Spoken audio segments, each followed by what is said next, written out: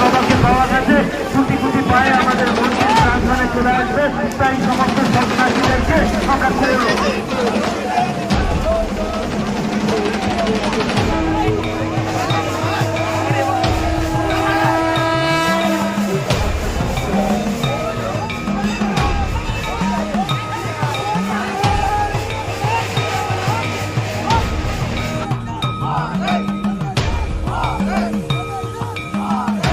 বন্ধুগণ, আপনারা এখন স্ক্রিনে যেই বিপুল পরিমাণ মানুষের সমাগম দেখছেন, তারা সবাই এখানে শিবের লড়াই দেখবেন বলে দাঁড়িয়ে রয়েছেন।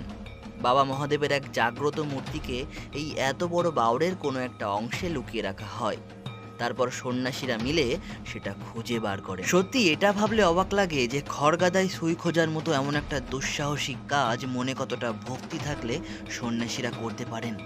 আর এমন একটা দৃশ্য এত মানুষের মধ্যে সামনে থেকে দেখার যে অভিজ্ঞতা, সেটা মুখে বলে প্রকাশ করা সম্ভব নয়। এখানেই শেষ নয়, বাবা মহাদেবের মূর্তি খুঁজে পাওয়ার পর শুরু হয় এক যুদ্ধ, বাবা মহাদেবকে নিজের কাছে ধরে রাখার যুদ্ধ।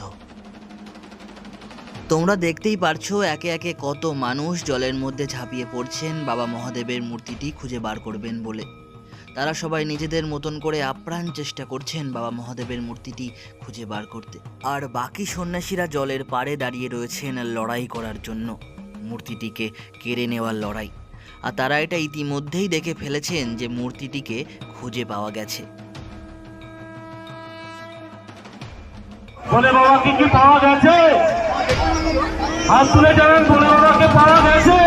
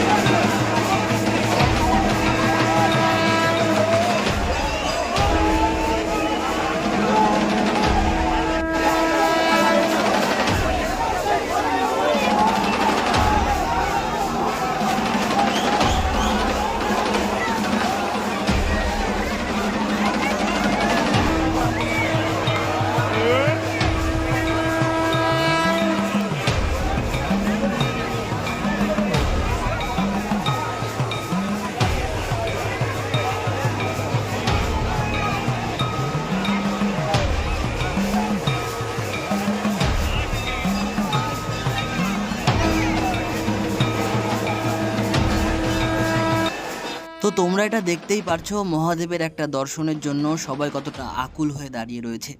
যাই হোক, এই শিবের লড়াইটি হয়তো অনেকেই এখনও চোখে কেউ দেখেনি। আমি যতটুকু সম্ভব তুলে ধরার চেষ্টা করলাম। তোমাদের কেমন লাগলো কমেন্টে অবশ্যই জানিও। ভিডিওটি ভালো লাগলে একটি লাইক করো, একটি শেয়ার করো, আর যদি কেউ এই লড়াইটি চাক্ষুষ থেকে থাকো তাহলে কমেন্টে অবশ্যই জানাবে। ধন্যবাদ।